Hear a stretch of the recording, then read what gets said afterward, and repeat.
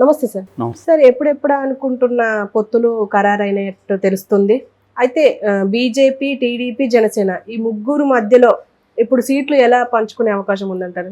నిన్న రాత్రి బాగా అంటే అరౌండ్ 10:30, 11కి పవన్ కళ్యాణ్ అండ్ చంద్రబాబు, అమిత్ షా అండ్ నడ్డాతో అమిత్ షా ఇంట్లో సమావేశమయ్యారు. చాలాసేపే చర్చలు జరిగినట్టు తెలిసింది. బట్ దాని తర్వాత మాత్రం చంద్రబాబు కానీ పవన్ కళ్యాణ్ కానీ మీడియాతో మాట్లాడకుండా వెళ్ళిపోయారు. సో కానీ కొన్ని లీకులు తెలుగుదేశం మీడియాలో వచ్చాయి. దాన్ని బట్టి మనం కొంత అర్థం చేసుకోవచ్చు. సో తెలుగుదేశం మీడియా చెప్తున్నది ఏంటంటే బీజేపీకి చంద్రబాబు 4 లోక్సభ స్థానాలు, 6 మన అసెంబ్లీ స్థానాలు ఆఫర్ చేసినట్టుగా చెప్తున్నారు. కానీ బీజేపీ ఏమో 7 లోక్సభ స్థానాలు, 10 అసెంబ్లీ స్థానాలు అడుగుతుంది. ఎందుకంటే బీజేపీకి అసెంబ్లీ కంటే కూడా లోక్సభ స్థానాలు చాలా ఇంపార్టెంట్. మనకి దాదాపు ఈసారి 400 టార్గెట్ పెట్టుకున్నారు. 400 టార్గెట్ పెట్టుకున్నారు కానీ బీజేపీలో కూడా కొంత భయాందోళన ఉన్నాయని చెప్తున్నారు. ఎందుకంటే 10 ఏళ్ల పరిపాలన తర్వాత అనేక సెక్షన్స్ ఆఫ్ పీపుల్లో యాంటీ ఇన్కంబెన్సీ బలంగానే ఉంది. ఎందుకంటే మనం నిత్యావసర వస్తువులు, పెట్రోలు, జిఎస్టీ బరువు, తర్వాత రైతులు, ఇట్లా అనేక ఉద్యోగాలు లేకపోవడం, ఇలాగ అనేక సెక్షన్స్ ఆఫ్ పీపుల్లో వ్యతిరేకత ఉంది. ఓన్లీ ఏంటంటే వాళ్ళకున్న ధైర్యం ప్రతిపక్షాల అనేకత. ప్రతిపక్షాలు ఇండియా కూటమి ఐక్యంగా లేదు. సో కాంగ్రెస్ కూడా బలహీనంగా ఉంది. అది ఒక్కటి తప్ప అంటే మైనస్లు కాకుండా ప్రతిపక్షాల మీద ఆధారపడి, వాళ్ళ అనైక్యత మీద ఆధారపడి గెలవాల్సింది తప్ప తమ బలాల మీద గెలిచే పరిస్థితి బీజేపీకి లేదు. అందుకని ప్రజలకి రియల్ ఇష్యూస్ అయిన జీవన ప్రమాణాలు పెంచడం ఇవన్నీ కాకుండా ఓన్లీ ఎమోషనల్ ఇష్యూస్ మీదే బీజేపీ ఎక్కువ ఆధారపడుతుంది. ముఖ్యంగా ఎలక్షన్ల దగ్గరకు వచ్చినప్పుడు ఒకటేమో దేశభక్తి, రెండోదేమో మతభక్తి, దైవభక్తి. ఈ 2 ఇష్యూస్ని ప్రధానంగా తీసుకొని వస్తుంది. ఈ రెండింటిని కూడా మిక్స్ చేస్తుంది చాలాసార్లు.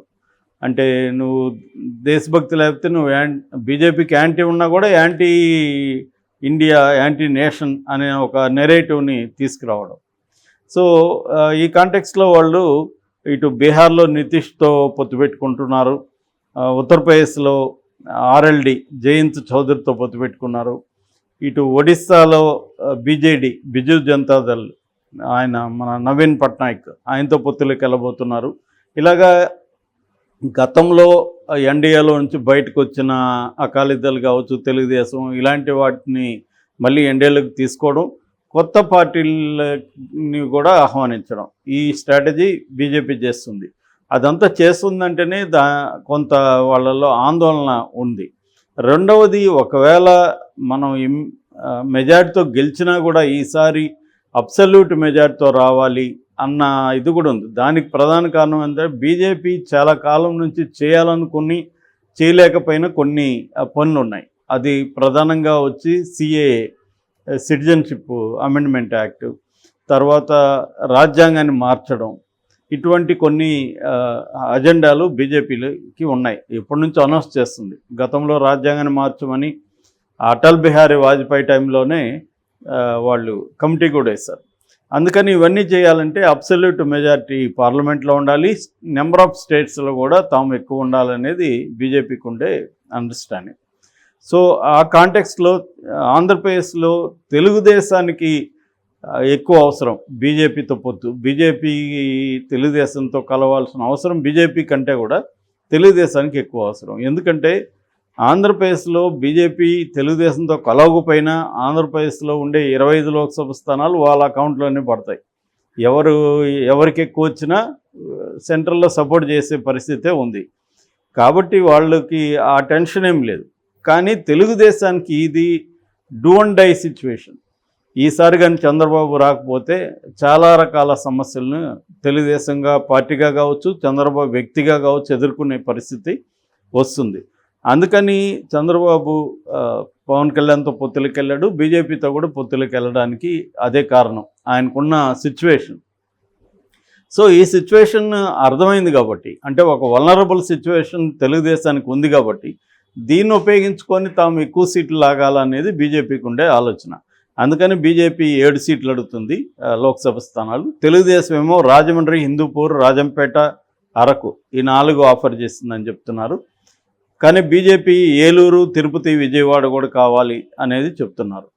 ఇక అసెంబ్లీకి సంబంధించి కైకలూరు, ధర్మవరం, విశాఖ నార్త్, జమ్మలమడుగు, తిరుపతి, తర్వాత ఉభయ గోదావరి జిల్లాలో ఒక స్థానం ఇది తెలుగుదేశం ఆఫర్ చేసింది. కానీ బీజేపీ ఏమంటుందంటే మేము 2014లో 14 సీట్స్లో వచ్చేసాం కాబట్టి కనీసం మాకు ఈసారి 10 సీట్లు అన్న కావాలని బీజేపీ అడుగుతుంది.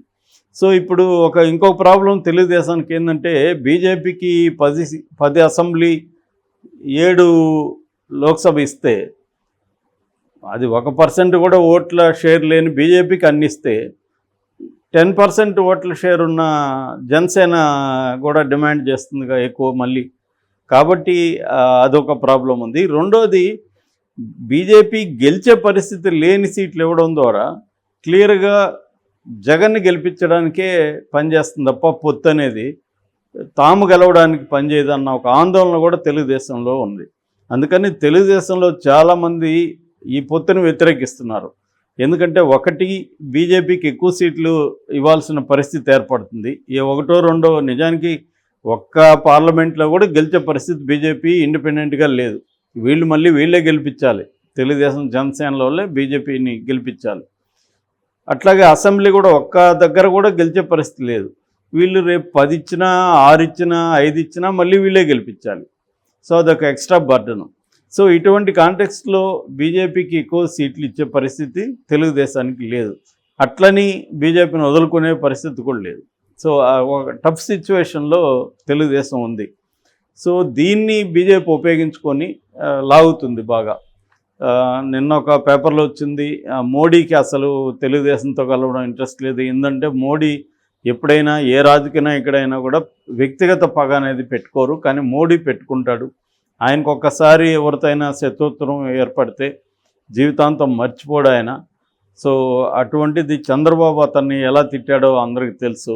చివరికి పర్సనల్గా కూడా వెళ్ళి నాకు ఫ్యామిలీ ఉంది, నాకు భార్య ఉన్నాడు, కొడుకున్నాడు, మనవడు ఉన్నాడు, మోడీకి ఎవరున్నారు అనేది నేషనల్ మీడియాతో కూడా మాట్లాడాడు.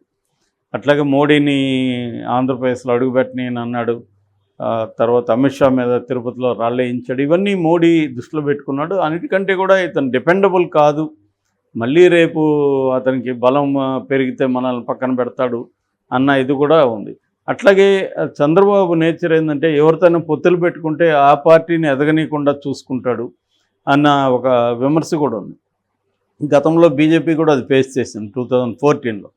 ఎందుకంటే తన మనుషుల్ని బీజేపీలోకి పంపించి వాళ్ళకి సీట్లు ఇచ్చి వాళ్ళని గెలిపించి మళ్ళీ వాళ్ళకి మినిస్టర్లు ఇచ్చి అలాగే పెట్టుకున్నాడని. అందుకని చంద్రబాబు వెంకయ్యనాయుడు కలిసి బీజేపీని తొక్కేశారు ఆంధ్రప్రదేశ్లో అన్న అభిప్రాయం కూడా ఉంది. అందుకని ఒక రకంగా చంద్రబాబు వల్లే వెంకయ్యనాయుడిని కూడా యాక్టివ్ రాజకీయాల నుంచి పక్కన పెట్టేసి ఆయనకి రాజ్యాంగబద్ధమైన పదవులు అంటే ఉప రాష్ట్రపతి ఇచ్చి పక్కన పెట్టేశారు ఆయన. సో ఈ నేపథ్యంలో తెలుగుదేశంతో బీజేపీ పొత్తు పెట్టుకుంటుందంటే తెలుగుదేశాన్ని గెలిపించాలనే ఉద్దేశం అయితే బీజేపీకి ఉండదు. తెలుగుదేశాన్ని దెబ్బతీయాలనే పొత్తు పెట్టుకుంటుంది తప్ప తెలుగుదేశాన్ని గెలిపించాలి, చంద్రబాబును ముఖ్యమంత్రి చేయాలని బీజేపీకి ఉండే పరిస్థితి లేదు. అందుకని తెలుగుదేశం శ్రేణులు కూడా చాలామంది నాయకులు కూడా బీజేపీతో పొత్తు అనర్థం తప్ప దానివల్ల మనకు ఒరగదనే అభిప్రాయంతో ఉన్నారు. కానీ చంద్రబాబు ప్రాక్టికల్గా ఆలోచిస్తున్నాడు. ఆయనకి విశేషమైన అనుభవం ఉంది. సో బీజేపీతో పొత్తు పెట్టుకొని కొద్దిగా నష్టపోయినా కూడా ముఖ్యంగా మనం లోక్సభ సీట్లలో నష్టపోవచ్చు, కానీ మనకు కావాల్సింది అసెంబ్లీలో వాళ్ళు తక్కువే, వాళ్ళకి ఒక 5-6 ఇవ్వగలిగి మనమే గెలిపించుకోగలిగితే మనకి రేపొద్దున జగన్ని కంట్రోల్ చేయడానికి బీజేపీ మనకి అండగా నిలబడుతుంది. జగన్ని కంట్రోల్ చేయకపోతే ఒకవేళ ఇన్ కేసు మనం ఓడిపోతే జైలుకి వెళ్లాల్సి వస్తుంది. చాలా తీవ్రమైన పరిస్థితులను ఎదుర్కోవాల్సింది. ఎందుకంటే ఫస్ట్ 5 ఏళ్ళు కాబట్టి జగన్ కొద్దిగా బుద్ధిగా ఉన్నాడు.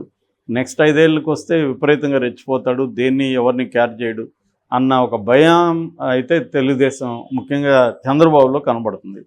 అందుకని గెలుపు ఒకటి, గెలిచిన తర్వాత మనం నెక్స్ట్ వచ్చే పరిస్థితి ఏంటి అనేది ఆలోచిస్తున్నాను అనమాట. అందుకోసం పొత్తుల్లోకైతే వెళ్ళిపోవడం ఖాయమే అని అర్థమైంది. ఎన్డీఏలోకి అయితే తెలుగుదేశం చేరిపోతుంది. ఓన్లీ సీట్ల షేరింగ్ దగ్గర నాకు తెలిసి ఈరోజు మ్యాక్సిమం ఒక కొలిక్కి వచ్చే అవకాశం